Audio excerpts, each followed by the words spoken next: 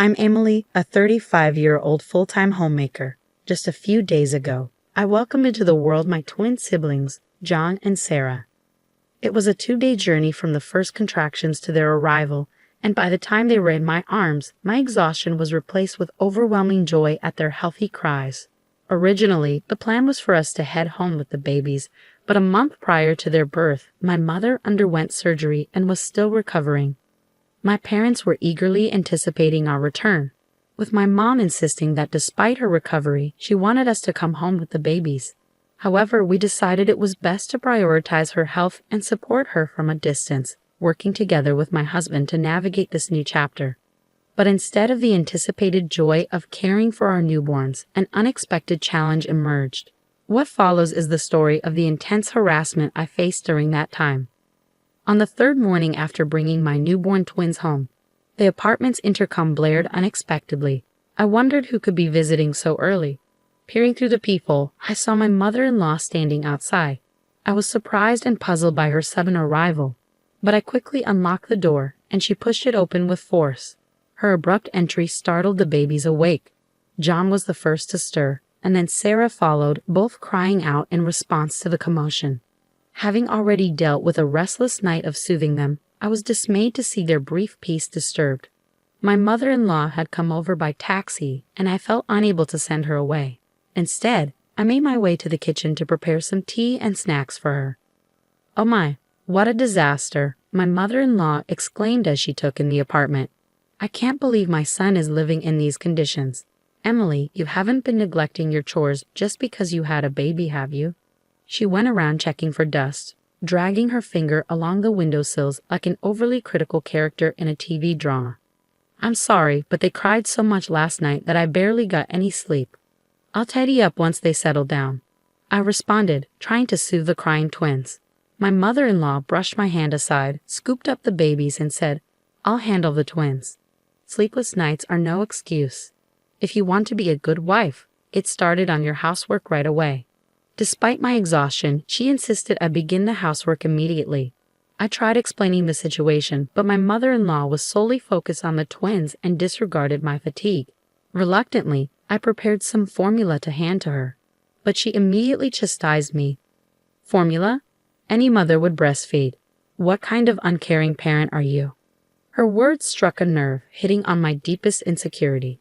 Although I nearly burst into tears, I composed myself and followed her instructions, starting to clean the room. Though she claimed she would take care of the twins, her efforts were minimal. When their diapers needed changing, she seemed to avoid it and instead called me over for my chores to handle it. My progress with the housework was minimal, leaving me puzzled about her true intentions in visiting. Moreover, for the next 2 months, she made near-daily appearances, offering half-hearted care for the babies while continuing to criticize me. This period became nothing short of a struggle as she constantly complained about me. I longed to discuss things with my husband, but he was always exhausted from his demanding job, leaving me with no chance to connect. Enduring 2 months of snide remarks from my mother-in-law felt like an eternity, so when she announced she wouldn't be visiting anymore, I thought relief was finally in sight.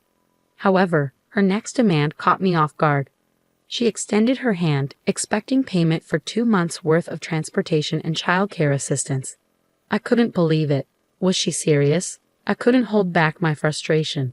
"What do you mean? I never asked for your help. Your presence here has been anything but helpful. Please, don't come back." With those words, I swiftly escorted her out and packed her belongings. Without hesitation, I took my twins to my childhood home. Guilt gnawed at me for burdening my own mother, but I knew I couldn't find peace if I remained in that environment. Meanwhile, my mother-in-law wasted no time in airing her grievances to my father-in-law and husband. She portrayed herself as the victim, claiming I had spoken to her harshly despite her efforts to help. When my husband returned home to find us gone, he was shocked. After hearing my side of the story, his face drained of color, and he stormed off to confront his parents. The following day, my father-in-law, who had only heard one side of the story from my mother-in-law, was visibly shaken when my husband recounted the events. "Oh dear, what have you done?" he asked, his usually calm demeanor replaced with a mask of fury directed at my mother-in-law. It was a rare display of anger from him. one that even my husband had never witnessed before. My husband was speechless, and my mother-in-law appeared flustered. "Why are you so angry? Isn't she the one at fault here?" I made an effort to lighten her childcare load, even covering travel expenses. "Why am I the one being scolded?" she argued. She maintained that she had acted with my well-being in mind and adamantly denied any wrongdoing. "You don't get it at all. Do you even know who your grandfather is?" my father-in-law interjected, his voice trembling with rage. He fixed his gaze on my mother-in-law, his eyes wide with intensity. "Who? You mean that stern-looking elder from the wedding? I remember you being quite deferential to him, but what's the significance?" she scoffed. "Are you seriously intimidated by him?" "No, he's the chairman of my company," my father-in-law clarified. My mother-in-law's response was an inadvertent "what?" It turns out, my grandfather holds a significant position as the chairman of a major corporation. Our wedding had been quite the grand affair, with several CEOs of renowned companies in attendance. While my grandfather is known for his strict demeanor and reserved nature, especially in professional settings, he has always showered me with affection. Whenever we met, he would spoil me with lavish gifts or treat me to extravagant meals. Upon my marriage, I later learned from Grandma that my grandfather had been so overjoyed he shed tears, surprising everyone. Given how much Grandpa cares for me, he would never stay silent if he learned what my mother-in-law had done. Normally, just the thought of his reaction would be enough to make someone nervous, but my father-in-law had another reason to keep this from him. I was on the brink of a major career advancement to a managerial position. This promotion would come with a substantial salary increase, and I needed to focus on doing my best. But instead of considering my situation, he went and created this mess. What were you thinking? At the moment, my father-in-law seemed more concerned with his promotion than with me or my situation.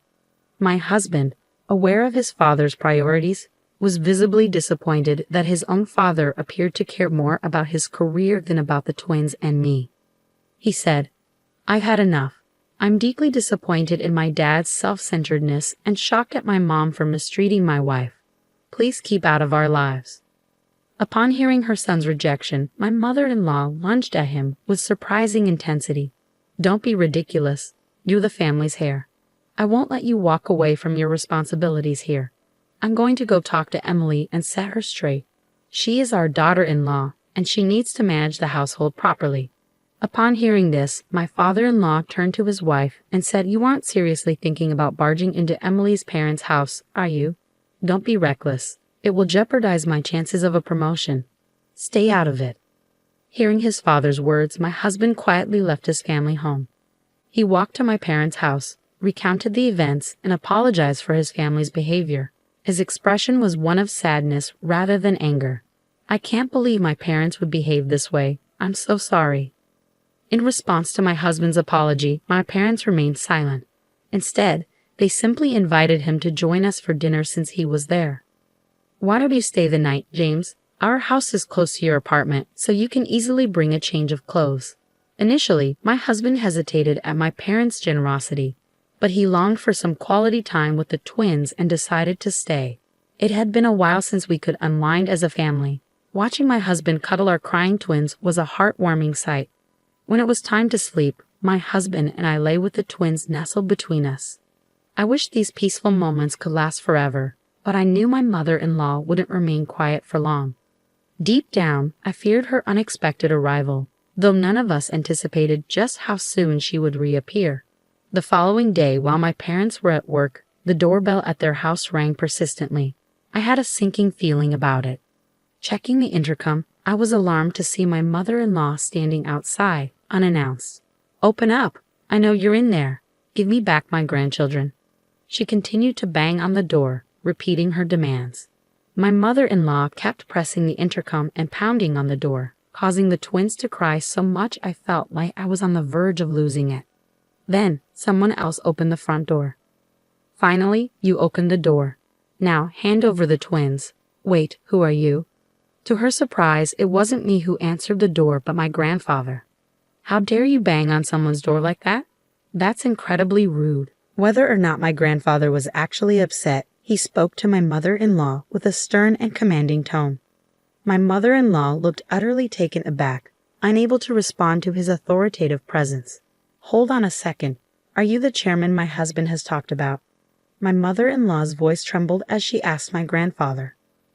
Ah, now I recall. Are you James' mother-in-law? I didn't recognize you since you didn't introduce yourself at the wedding. My mother-in-law had been completely opposed to our marriage. She felt as though she was losing her son, whom she had raised with care, and refused to attend the wedding initially. Though those around her convinced her to go, she didn't greet my relatives and instead spent her time in the waiting room with a sullen expression. It's understandable that my grandfather didn't recognize her. Once he realized she was my mother-in-law, his expression grew more formidable as he glared at her while she trembled. I had previously confided in my grandfather about everything I had endured. He likely anticipated my mother-in-law showing up uninvited, which explained why he had been staying with us for a while.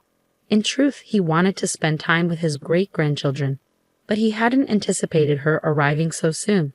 I didn't mean to bother you, Emily. I just wanted to see the twins since you brought them here without telling me. Isn't it unfair not to let me know?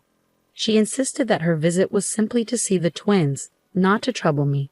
Still, given her earlier aggressive actions, banging on the door and pressing the intercom while shouting for her grandchildren, it was hard to believe her claims. Is that so? But didn't you demand that your granddaughter return my grandchildren earlier?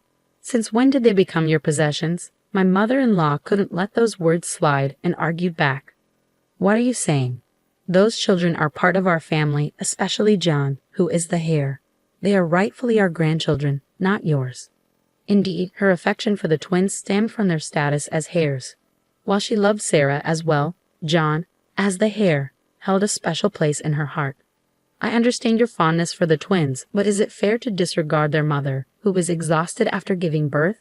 Forcing your way into her home is quite uncalled for, isn't it? My mother-in-law was caught off guard by those words and visibly paled once again. Wait, you're not going to tell my husband about this, are you?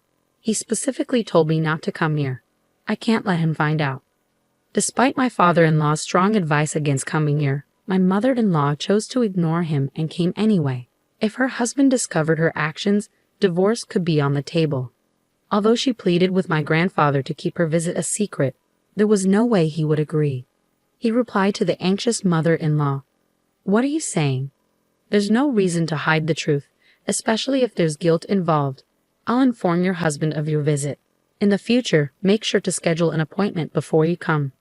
With those words, my grandfather closed the front door. Typically, my mother-in-law would have continued knocking and pressing the intercom.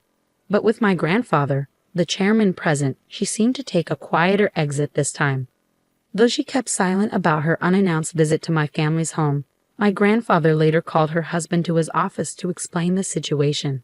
Despite being explicitly instructed not to go to our home, my father-in-law was clearly furious that his wife had defied him and done it anyway.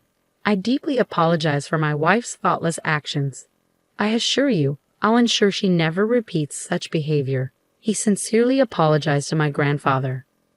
My father-in-law's apology was earnest, but my grandfather wasn't oblivious to his underlying intentions. Indeed, your wife's actions were unacceptable, but don't you bear some responsibility as well? It appears you prioritize short-term matters and overlook those around you. There's considerable discontent about your leadership in the workplace. Promoting someone with such shortcomings is out of the question. In the end, my father-in-law's promotion was rescinded.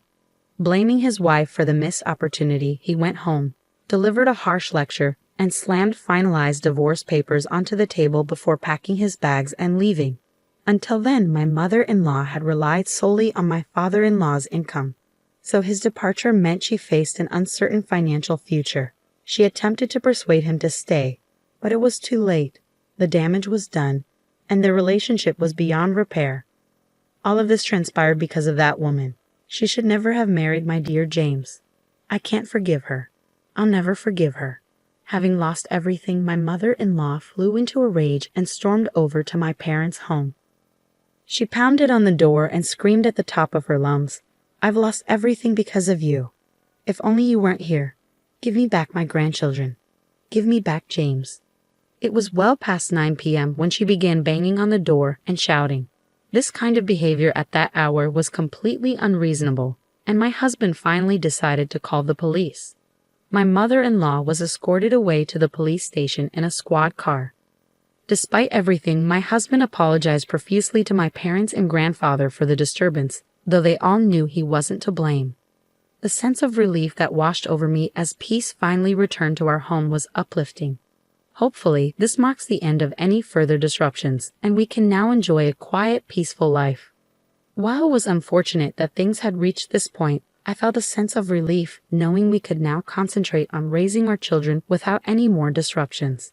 Following the incident, my in-laws finalized their divorce, and my mother-in-law moved back in with her parents. Her parents' home was situated in a secluded rural area, much like Nebraska, with only a handful of buses running daily. Without a driver's license, it would be challenging for my mother-in-law to visit us.